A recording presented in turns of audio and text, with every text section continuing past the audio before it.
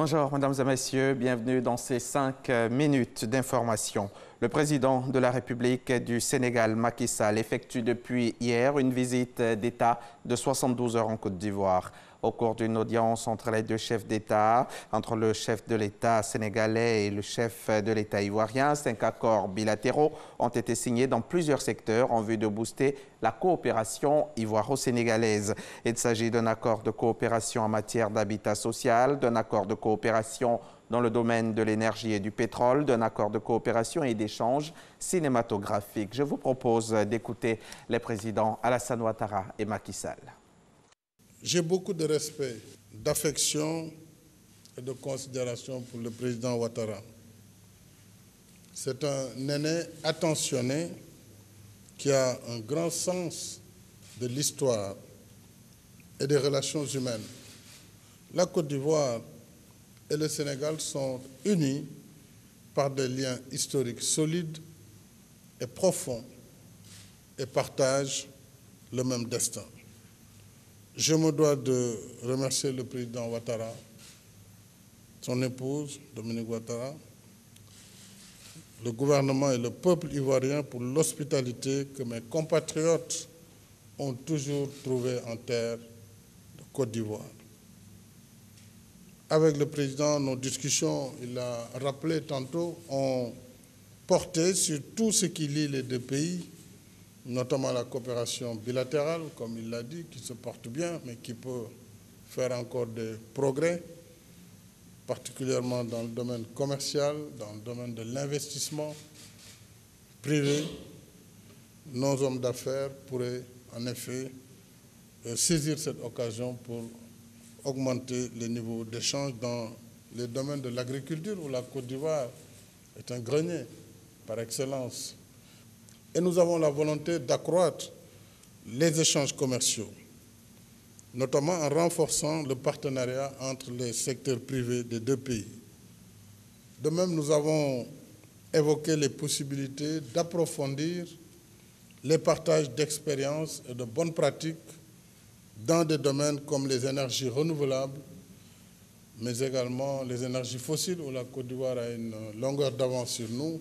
Nous avons bien évidemment la volonté de renforcer davantage les relations entre le Sénégal et la Côte d'Ivoire, de dynamiser nos échanges. Nos échanges sont à un bon niveau, mais je crois que nous pouvons faire mieux, car le potentiel est là.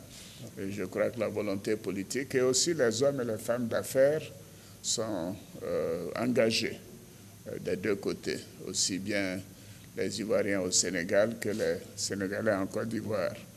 Donc nous voulons insister et les encourager à poursuivre cette possibilité de renforcer davantage le commerce et les investissements au Sénégal comme en Côte d'Ivoire.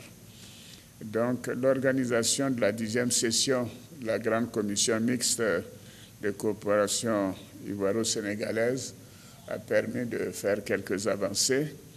Et nous sommes d'accord qu'il faut explorer des secteurs tels que la pêche, la culture, le tourisme, le commerce, la défense et la sécurité, mais également la santé, l'éducation et la jeunesse. Et nous devons continuer d'organiser des missions de prospection économique.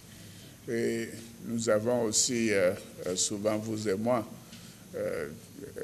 insisté sur la nécessité d'une meilleure intégration en Afrique de l'Ouest, et notamment de nos deux pays à travers l'autoroute donc internationale Abidjan, Lagos, Abidjan, Dakar. C'est un dossier que nous soutenons au niveau de la CEDEAO et nous continuerons de travailler à cela. Nous avons aussi évoqué la question de la mise en œuvre de la feuille de route révisée, la monnaie unique de la CEDEAO. Évidemment, les questions monétaires sont des questions délicates, mais importantes. Et nous considérons que l'UEMOA a bien servi et sert bien nos États et que ça doit être un point d'ancrage de toute évolution par rapport à cette monnaie unique. Et d'ailleurs, nous aurons l'occasion d'évoquer ces questions à la fin de ce mois à Abuja, à l'occasion de la conférence des chefs d'État de la CEDEAO. Voilà, vous venez d'entendre les présidents Alassane Ouattara et Macky Sall du Sénégal. Je rappelle que le président sénégalais est en visite officielle de 72 heures en Côte d'Ivoire depuis hier. La Coupe d'Afrique des Nations à 24 équipes commence ce vendredi 21 juin en Égypte. En cette période estivale au Caire, où les températures avoisinent les 40 degrés, la chaleur pourrait avoir des conséquences sur les joueurs et sur le spectacle dans cette CAN 2019. Les équipes réfléchissent aux moyens de s'adapter, tandis que la CAF, sur recommandation de son équipe médicale, a déjà décidé d'inclure des pauses fraîcheur lors des rencontres. Voilà, c'est la fin de ce flash. On se retrouve tout à l'heure à 13 h pour le point complet de l'actualité.